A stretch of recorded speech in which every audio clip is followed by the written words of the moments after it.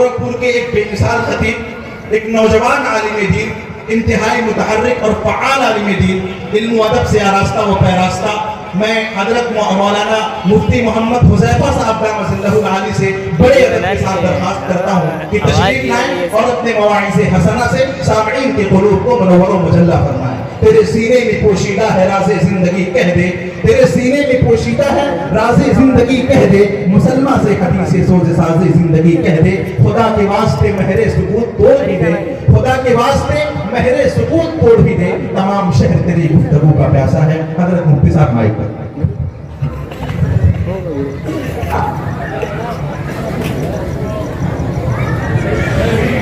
الحمد لله نحمده ونستعينه ونستغفره ونؤمن به ونتوكل عليه ونعوذ بالله من شرور أنفسنا ومن سيئات أعمالنا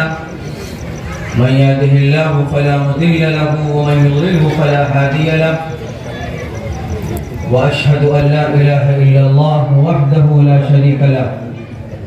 وأشهد أن سيدنا ونبينا ومولانا محمدا عبده ورسوله أما بعد قال رسول الله صلى الله عليه وسلم خير الناس من ينفع الناس أو كما قال صلى الله عليه وسلم۔ محترم بزرگوں،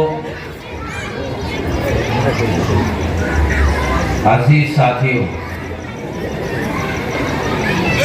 ابھی آپ حضرات نے ہندوستان کے معروف، مشہور، مقبول شاعر برادر محترم حضرت مولانا مفتی طارق جمیل صاحب دامت اللہ العالی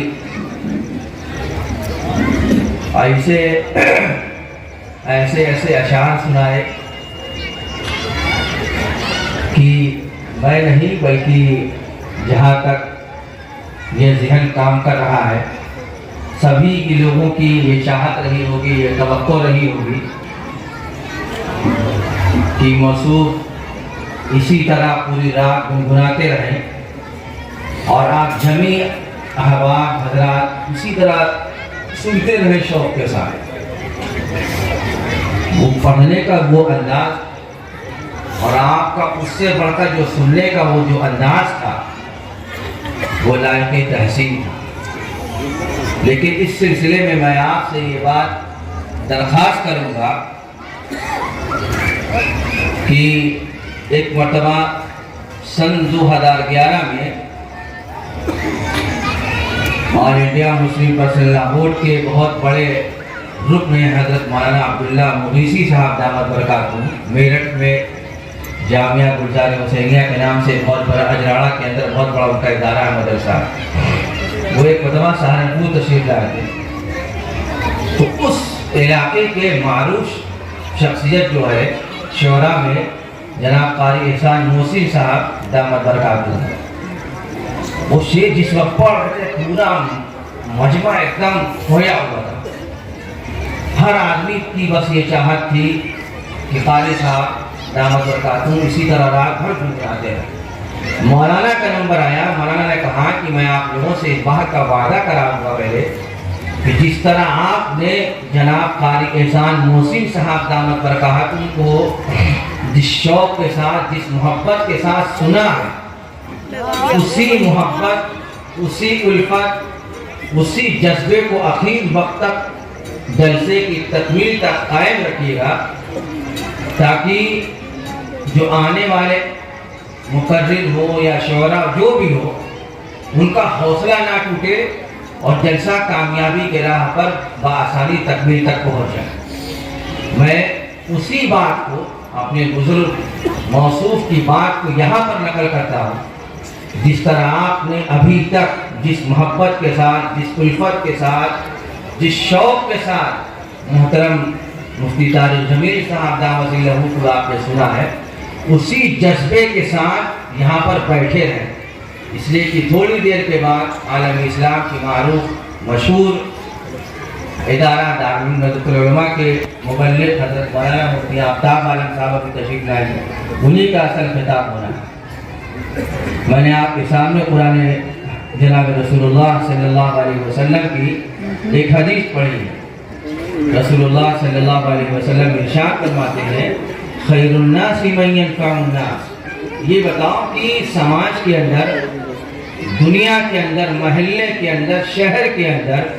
گاؤں کے اندر، گھر کے اندر بہتر آدمی کون ہے؟ آدمی کا ایک تصور ہوتا ہے، ایک ذہن ہوتا ہے کہ فلاں آدمی بہت اچھا ہے۔ ہر آدمی کے اندر کوئی نہ کوئی خوبی ہوتی ہے جس کی بنیاد پر اس انسان کو یہ بات کہی جاتی ہے کہ یہ آدمی بہتر آدمی ہے۔ لیکن جس آدمی کے متعلق سرکار دو عالم صلی اللہ علیہ وسلم ارشاد فرمایا کہ یہ بہترین آدمی ہے، تو اس انسان کی فوقیت تمام لوگوں پر خود بخود غالب آ جائے گی۔ رسول اللہ صلی اللہ علیہ وسلم نے حضرات صحابہ سے سوال کیا، یہ بتاؤ سماج کا، شہر کا، گاؤں کا، محلے کا، گورکھپور کا، پپراپور محلے کا بہترین آدمی کون ہے؟ حضرات صحابہ کرام رضوان اللہ تعالی علیہ مجمعین نے اپنے خیال کے مطابق جس کی بات جو سمجھ میں آئی خدمت عالیہ میں عرض کیا کہ یہ بہترین آدمی ہے، یہ بہترین آدمی ہے، یہ بہترین آدمی ہے۔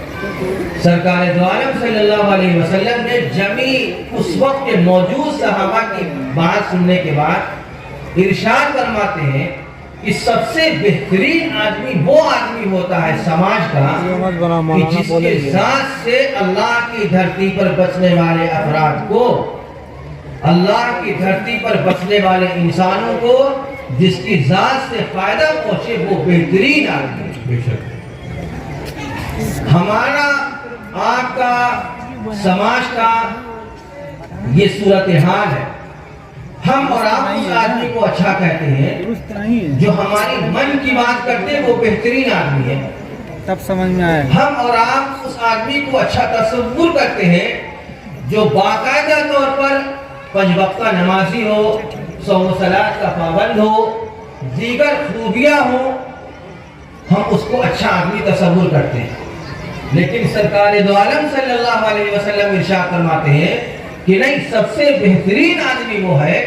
جس کی ذات سے اللہ کے بندوں کو فائدہ پہنچتا ہے۔ دیکھیں جناب رسول اللہ صلی اللہ علیہ وسلم سے بڑا اخلاق والا انسان اس روئے زمین پر پیدا نہیں ہوا۔ محمد صلی اللہ علیہ وسلم کے تعلق سے قرآن پاک کی آیت کریمہ گواہی دے رہی ہے انک لعلی خلق عظیم، آپ بہترین اخلاق کے مالک ہیں۔ جناب رسول اللہ صلی اللہ علیہ وسلم کو عبادت کے تعلق سے قرآن پاک کی آیت کریمہ نازل ہوتی ہے قم اللیل الا قلیلا۔ پیغمبر صلی اللہ علیہ وسلم کی تبلیغ، دعوت و تبلیغ کے متعلق آیت کریمہ نازل ہوتی ہے انک لا تہدی من احببت ولکن اللہ یہدی من یشاء۔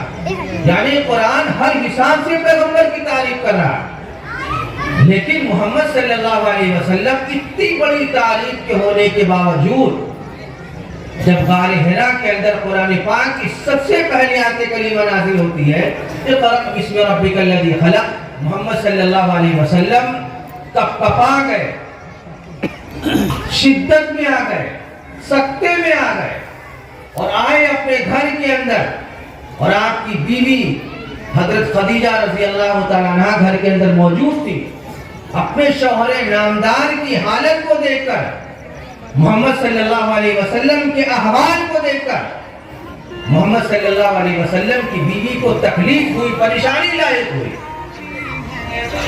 اور محمد صلی اللہ علیہ وسلم نے اسی وقت اپنی بیوی سے ان الفاظ کو دہرایا تھا کوئی کپڑا اڑا دو، کوئی چادر اڑا دو، کوئی کمبل اڑا دو، ٹھنڈک لگ رہی ہے کہ پتی کا اتنا زیادہ اثر ہو رہا ہے۔ لیکن محمد صلی اللہ علیہ وسلم کی بیوی جو کہ آپ کے راز سے بھی واقف ہے، دل سے بھی واقف ہے، اخلاق سے بھی واقف ہے، اعمال سے بھی واقف ہے، عبادت سے بھی واقف ہے، ہر چیز سے واقف ہونے کے بعد پیغمبر کی بیوی جو کہ اس دور کی سب سے مقدس اور باعظمت خاتون ہے، پیغمبر کی بیوی نے اپنے شوہر نامدار کو بالکل بھی ان الفاظ سے تسلی نہیں دی ہے کہ آپ بہت زیادہ نماز پڑھنے والے ہیں، آپ بہت زیادہ کثرت کے ساتھ روزہ رکھنے والے ہیں، رات بھر آپ اللہ کی بارگاہ میں حاضر ہو کر قیام کرتے ہیں، سجود کرتے ہیں، رکوع کرتے ہیں، ایک الفاظ کا ذکر نہیں کیا۔ پیغمبر صلی اللہ علیہ وسلم کی ان اوصاف حمیدہ میں حضرت خدیجہ رضی اللہ تعالیٰ عنہ نے جو دو باتیں خاص طور سے پیغمبر کے سلسلے میں ذکر فرمائی ہے، وہی دو باتیں آپ کے سامنے بیان کر کے اپنی بات اپنی جگہ لوں گا کہ پیغمبر کی بیوی نے اپنے شوہر کو دو الفاظ میں تسلی دی کہ میرے شوہر، جس انسان کے اندر بھی یہ دو خوبیاں ہوں گی، کلا واللہ لا یخزیک اللہ ابدا، پیغمبر آپ کا رب یعنی کہ اللہ اس انسان کو کبھی بھی ضائع نہیں کرے گا۔ اور پیغمبر کی بیوی نے جو سب سے پہلی صفت اللہ کے نبی کے سلسلے میں ذکر فرمائی ہے تسلی دینے کے لیے، وہ ارشاد فرماتی ہے، اے محمد صلی اللہ علیہ وسلم، آپ کے اندر ایک خوبی ہے، اور وہ یہ خوبی ہے کہ آپ لوگوں کو کھانا کھلاتے ہیں۔ اور دوسری خوبی بیان کرتی ہیں کہ آپ کے اندر دوسری خوبی یہ ہے کہ آپ پیاسے انسان کو پانی پلاتے ہیں، اور اللہ کی قسم کھا کر اس بات کو میں اعلان کرتی ہوں کہ اللہ واللہ لا یخزیک اللہ ابدا، جس انسان کے اندر یہ دو خوبیاں ہوں گی، پروردگار عالم اس انسان کو ضائع نہیں کرے گا۔ یہ پیغمبر کی بیوی اپنے شوہر کو ان الفاظ سے تسکین دے رہی ہے۔ یہ پیغمبر کے حوالے اس حدیث پاک کو آج کے دور پر فٹ کیجئے کہ خیر الناس من ينفع الناس، یہ بتاؤ کہ گورکھپور میں رہنے والا انسان کون سا انسان ہے جس کے بارے میں یہ بات کہی جائے کہ یہ بہترین آدمی ہے۔ آپ بھی اسی شہر کے رہنے والے ہیں، میں بھی آپ کے بغل الہی باغ کے اندر رہتا ہوں، آپ اسی شہر میں پلے بڑھے، تعلیم حاصل کیے، کاروبار کیے، ایک لمبی زندگی گزار دی۔ دل پر ہاتھ رکھ کر بتائیے، آپ نے اپنی قوم کے لیے دن کے اجالے میں، رات کی تاریکی میں آپ نے اپنے قوم کے لیے کیا کارنامہ انجام دیا؟ سرکار دو عالم صلی اللہ علیہ وسلم ارشاد فرماتے ہیں، الید العلیٰ خیر من السفلی، اوپر والا ہاتھ نیچے والے ہاتھ سے بہتر ہوتا ہے۔ آپ کسی شہر کے اندر رہتے ہیں، مجھ سے زیادہ آپ دنیاوی حالات پر نگاہ رکھتے ہوں گے، مجھ سے زیادہ آپ کے پاس احباب ہوں گے، دوست ہوں گے۔ آپ یہ بات بتائیں کہ آپ نے ابھی تک اپنی زندگی کے اندر اپنی ذات سے اللہ کے کتنے بندوں کو فائدہ پہنچایا؟ بہت سارے وہ لوگ ہوں گے جو یہ بات کہہ سکتے ہیں، ہم 2-4 مہینے میں ایک مرتبہ یہ کام انجام کر لیتے ہیں۔ بہت سارے وہ افراد ہوں گے جو یہ بات کہہ سکتے ہیں کہ جب ٹھنڈک کا مہینہ آتا ہے تو ہم کمبل تقسیم کر دیں گے۔ بہت سارے وہ افراد ہوں گے آپ میں سے جو یہ بات کہنے پر مجبور ہو جائیں گے کہ ماہ صیام، ماہ رمضان کا مہینہ آتا ہے تو ہم غلہ تقسیم کر دیتے ہیں۔ اسی شہر کے اندر آپ کے برادران وطن بستے ہیں، اور میں ایک ایسی جگہ پر رہنے والا فرد ہوں۔ آپ میں سے بہت سارے وہ افراد ہوں گے جو جانتے ہوں گے کہ میں کہاں پر رہتا ہوں، آپ مجھ سے بہتر جانتے ہوں گے وہاں کی صورتحال، اس شہر کی گیتا پریس کی صورتحال یہ ہے کہ وہاں پر ہم لوگوں کی تعداد کم ہے، ہم سے مراد اہل ایمان، وہاں پر برادران وطن کی تعداد زیادہ ہے۔ میں قسم اللہ کی اس بات کا اعلان کرتا ہوں آپ سب کے سامنے، مسلمان وہ کام انجام نہیں دیتا ہے جو کام غیر مسلم انجام دیتا ہے۔ مسلمان محمد صلی اللہ علیہ وسلم کی ان تعلیمات پر عمل نہیں کرتا ہے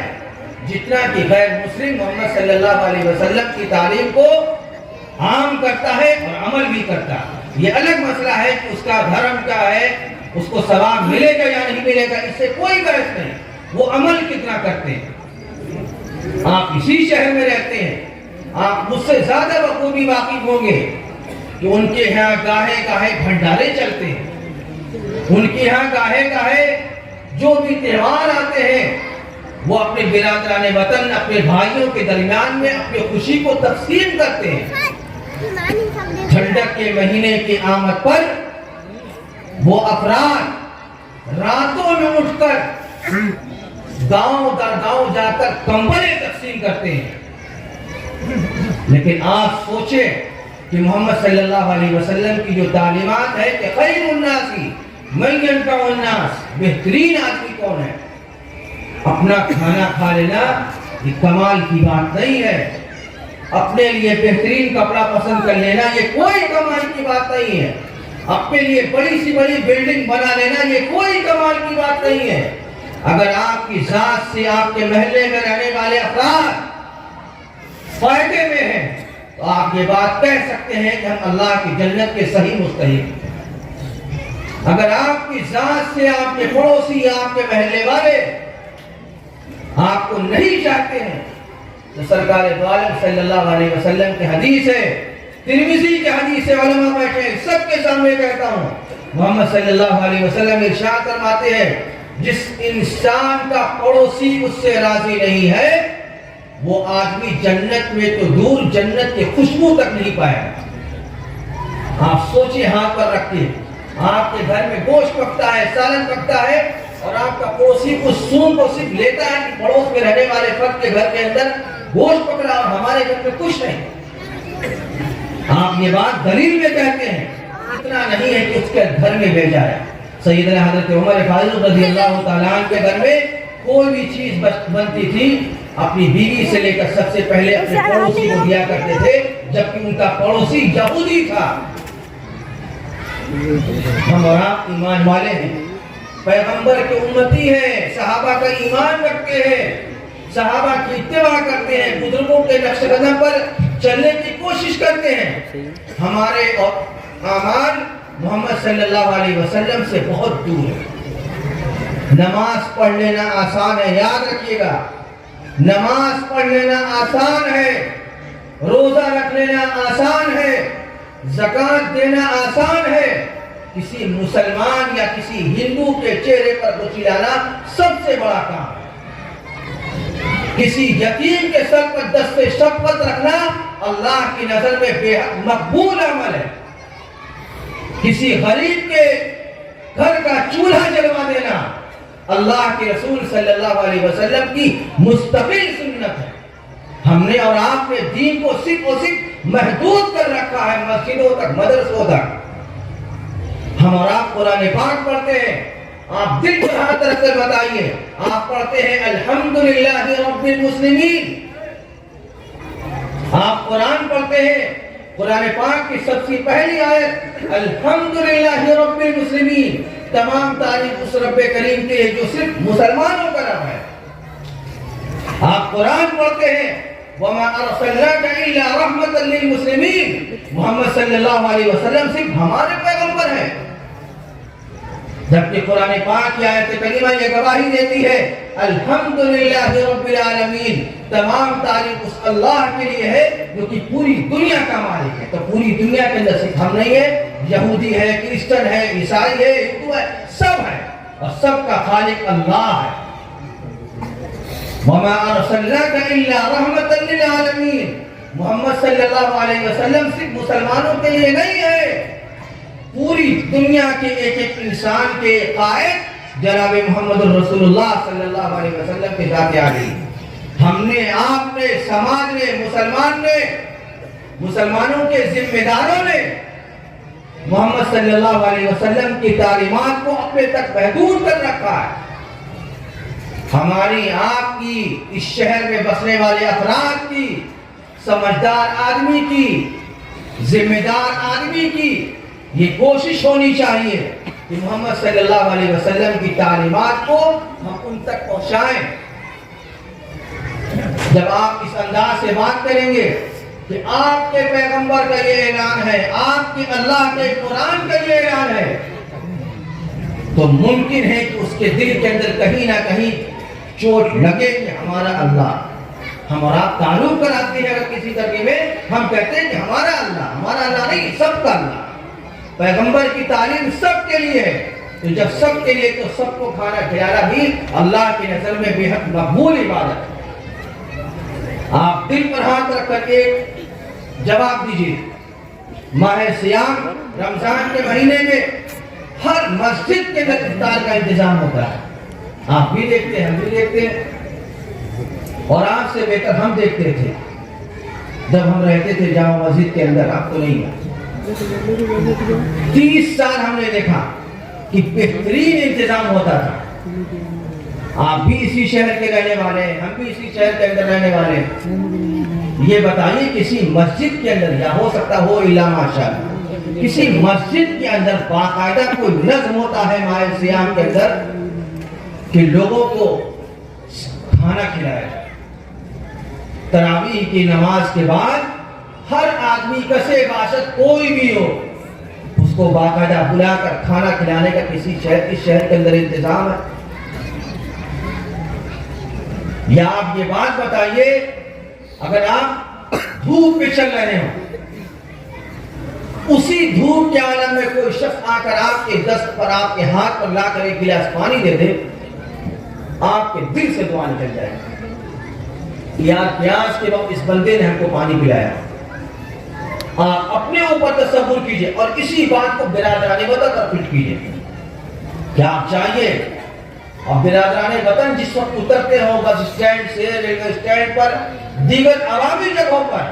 آپ وہاں جائیے، جیسا ہی مسافر کو ایک گلاس پانی پلا دیں۔ آپ پیغمبر کے اخلاق کو پیش کریے، پیغمبر کی تعلیمات کو پیش کریے۔ ہم نے اور آپ نے، پوری امت نے پیغمبر کی تعلیم کو اپنے تک محدود کر رکھا ہے۔ یہ ہمیں شکوہ ہر اس انسان سے ہونا چاہیے جو رسول اللہ صلی اللہ علیہ وسلم کی عالمی تبلیغ کو ہم نے اپنے تک محدود کر لیا۔ اس لیے اخیر کے اندر میں یہ بات کہہ کر آپ حضرات سے رخصتی چاہوں گا، نمازیں بھی پڑھیے، روزہ بھی رکھیے، حج بھی کریے، زکوٰۃ بھی دیجیے، لیکن یاد رکھیے اللہ کے ہاں یہ بات بھی حساب و کتاب ہوگا کہ شہر میں رہنے والے افراد تم سے کتنا خوش ہیں۔ اگر ایک انسان بھی آپ کے ساتھ سے فائدہ اٹھاتا ہے، آپ اللہ کی نظر میں بے حد مقبول آدمی ہیں۔ نماز پڑھ لینا، زکوٰۃ ادا کرنا، حج ادا کرنا، صدقات خیرات کرنا، یہ انسان کے ذاتی اعمال ہیں۔ آپ کا اور اللہ کا یہاں پر معاملہ ہے، بندے کا اس میں کوئی دخل نہیں۔ لیکن جب آپ کسی دوسرے انسان کو فائدہ پہنچائیں گے تو دوسرے انسان کوئی بھی ہو، ہندو ہو، یہودی ہو، مسلمان ہو، اس کے دل سے آہ نکلے گی، دعا نکلے گی، یار اس بندہ نے بہت اچھا کام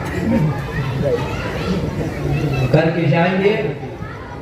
تو لوگ دنیا یاد رکھیں گے، یاد بہت اچھا آدمی تھا، ہماری قوم کے لیے، ہمارے سماج کے لیے ایک سبق دے کر گئے۔ اور یاد رکھیے اگر نہیں کر کے گئے آپ دنیا سے، اپنے سماج کو، اپنے محلے کو، اپنے شہر کو کچھ نہیں دے کر گئے، سماج بھول جائے گا کہ آپ کو۔ میں اخیر کے اندر ایک بات کہہ کر اپنی بات کی تکمیل کرتا ہوں۔ اسی شہر میں دیکھیے، آپ بھی اگر کریں گے، آپ دنیا سے چلے جائیں گے، دنیا یاد رکھیں گے ہمارے پرخ نے، ہمارے دادا نے، ہمارے ابا نے، ہمارے محلے کے فلاں ذمہ دار نے ہم لوگوں کے ساتھ اتنا اچھا کام کیا، اس کے صدقے میں لوگ یاد رکھتے ہیں۔ آپ کچھ کر کے نہیں جائیں گے، 2-4 دن 10 دن چاہنے والے رہتے ہیں، اس کے بعد سب سناٹے میں اپنے گھر سلام علیکم ہو جاتا ہے۔ اسی شہر کے اندر حضرت مولانا عبد الدلیل صاحب مظاہری رحمۃ اللہ علیہ، آپ بھی نام سنے ہوں گے، ہم بھی جانتے ہیں، تو ہمارے باپ کتنا دن ہو گیا، 2 سال، 27 اکتوبر کو 2 سال گیا، 2 مہینہ ہوا۔ 32 سال وہ ایک جامع مسجد کے شاہی امام ہے۔ آپ دل پر ہاتھ رکھ کر سوچئے گا، آپ کی تاریخی کے اندر اس شہر کا کوئی بھی عالم ہو یا اس شہر کا کوئی بھی مسلمان ہو، وہ یہ بات کہتا ہے کہ جو شخصیت امام صاحب رحمۃ اللہ علیہ کے اندر تھی، وہ شخصیت صحیح معنی میں آج کے دور کے اندر کسی بھی فرد کے اندر یا اس لیول کے آدمی آج کے وقت کے اندر شہر کے اندر موجود نہیں ہے۔ چلے گئے، ذکر خیر ہوگا، آپ بھی کر کے جائیں گے۔ ایسا نہیں کہ بہت زیادہ رات بھر عبادت کرتے رہے ہوں گے، ان کا ایک عمل میں آپ کے سامنے بات تکمیل کرتا ہوں۔ تقریباً 20 ہندو انتقال کے بعد آئے کہ امام صاحب رحمۃ اللہ علیہ ہم لوگوں کو باقاعدہ مہینے کا پیسہ دیتے تھے گھر کے اخراجات چلانے، مسلمان نہیں تھے وہ۔ آج میں پہلی مرتبہ اس راز کو میں نے فاش کر دیا، ابھی تک نہیں بتایا۔ 20 لوگ ان کے وصال کے بعد آئے، ہم کو امام صاحب رحمۃ اللہ علیہ ہر مہینے اتنا پیسہ دیتے تھے۔ وہ افراد رسول اللہ صلی اللہ علیہ وسلم کے دین کو نہیں مانتے تھے، کلمہ نہیں پڑھتے تھے، اللہ کو نہیں مانتے تھے، لیکن ہم یہ بات سمجھتے ہیں کہ جس طرح رسول اللہ صلی اللہ علیہ وسلم نے طائف میں اتنے زخمی ہونے کے بعد سید الملائکہ جبریل امین علیہ السلام جب پوری ٹیم لے کر حاضر ہوئے، اللہ کے نبی حکم دیجئے ختم کر دیتے طائف والے کو، پیغمبر نے جواب دیا تھا کہ نہیں، مجھے امید ہے انشاءاللہ کہ طائف کی نسلوں کے اندر ایمان آئے گا، انقلاب برپا ہوگا۔ ہم یہ بات سمجھتے ہیں امام صاحب رحمۃ اللہ علیہ نے اگر اپنی حیات کے اندر پیغمبر صلی اللہ علیہ وسلم کی ان اتباع نہ کرنے والے افراد کو مذہب اسلام کا جو پیغام پیش کیا ہے، وہ پیغام انشاءاللہ ان کی نسل کے درمیان۔ اس لیے کہیں رہیے، گاؤں میں رہیے، دیہات میں رہیے، محلے میں رہیے، شہر میں رہیے، اپنے محلے کی پراپور میں رہیے، الہی باغ میں رہیے، کہیں رہیے، اپنے آس پاس والوں کا خیال رکھنا مسلمان کی سب سے بڑی ذمہ داری ہے۔ اور آپ نے اگر خیال نہیں رکھا، مر کے چلے جائیں گے، 2-4 دن تو یاد رکھیں گے انا للہ و انا الیہ راجعون، السلام علیکم میں بات کریں۔ اس لیے جب تک حیات میں ہیں کچھ کریے، قوم یاد رکھے ہمارے پرکھوں نے ہم کو اس راہ پر چھوڑ کر گئے، اور آپ چلے جائیں گے۔ اللہ تعالی ہم سب کو ان باتوں پر عمل کی توفیق عطا فرمائے، اور ہم سب کے اس جمع ہونے کو بھی اپنے بارگاہ عالیہ کے اندر شرف قبولیت سے مالا مال فرمائے، اور اس ادارے کو، جس ادارے کے تحت یہ اجلاس منعقد ہو رہا ہے، باری تعالیٰ اس ادارے کو دل میرات چوری ترقیات سے مالا مال فرمائے۔ وآخر دعوانا ان الحمدللہ رب العالمین۔